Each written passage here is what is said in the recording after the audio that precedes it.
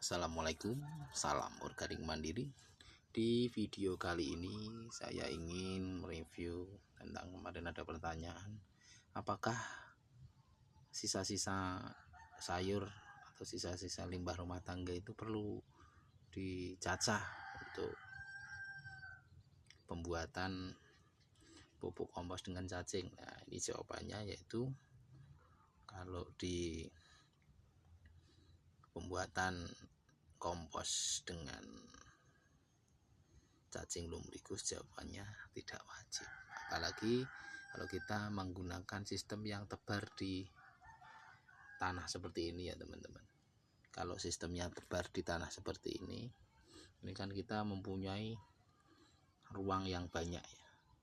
Kalau di kita ruangannya agak banyak, memang kita tidak perlu seperti ini contohnya ya, kita tidak perlu mencacah untuk pembuatan kompos. Beda kalau kita menggunakan wadah sempit semacam ini. Kalau kita menggunakan wadah sempit seperti ini kalau tidak dicacahkan memang cepat penuh ya.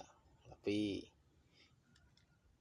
kalau kita model yang ditebar di tanah seperti ini kita tidak perlu mencacah, kita bisa langsung membuat lubang sedikit sebagai tempat kita untuk membuat kompos.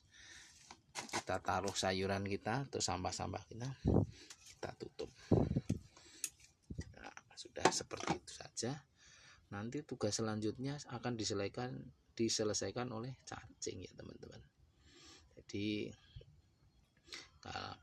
kalau model pembuatan vermikompos itu idealnya kita tidak memakai wadah yang kecil seperti ini, karena sampah rumah tangga yang kita hasilkan setiap hari itu kan lumayan banyak ya. Tapi kalau memang tidak ada tempatnya, kita bisa menggunakan seperti ini, botol mineral. Atau sebenarnya ada lagi satu, kita bisa menggunakan yang namanya kotak bekas telur ya. Itu kotak bekas telur itu kita bisa istilahnya mengkompas lumayan banyak, karena nanti kita tidak membutuhkan ruangan yang begitu luas. Walaupun hanya ruangan setengah meter persegi pun kita bisa membuat kompos dengan jumlah ya agak lumayan. Nanti kita model sistem susun, nanti di video selanjutnya akan nanti saya buatkan review tentang pembuatan kompos dengan kotak bekas. Kalau kita membeli telur itu kan ada kotaknya ya, ini dengan kotak bekas itu nanti itu akan lebih banyak lagi yang kita bisa proses menjadi kompos, karena nanti kalau menggunakan kotak telur tersebut nanti sistemnya nanti bisa kita bertumpuk.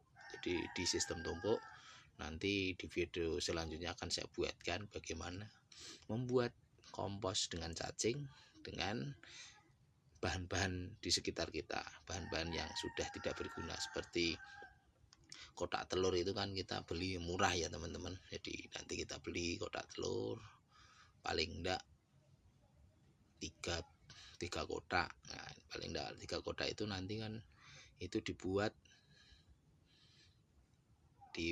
yang namanya sistem bergilir ya.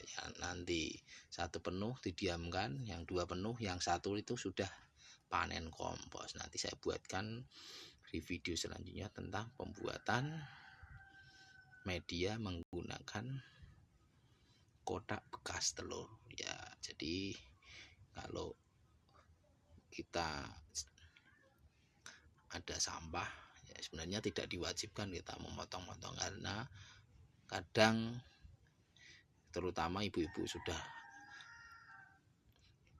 capek memasak malah masih memotong-motong untuk kompos. Jadi biasanya ribet, nanti kan males jatuhnya. Jadi kita tidak perlu memotong-motong, asalkan kita nanti bisa mensiasati ya, mensiasati seperti apa, nanti dibuat space yang agak ya, kalau luasnya enggak sih ya, tapi kita atur nanti model rak bersusun. Jadi itu tidak membutuhkan ruangan, tapi kita bisa mengolah sampah lumayan banyak. Jadi itu teman-teman ya. Nanti tunggu di video-video selanjutnya. Salam organik mandiri, kelola sampahmu, sehatkan tanahmu, jaga bumimu. Wassalamualaikum warahmatullahi wabarakatuh.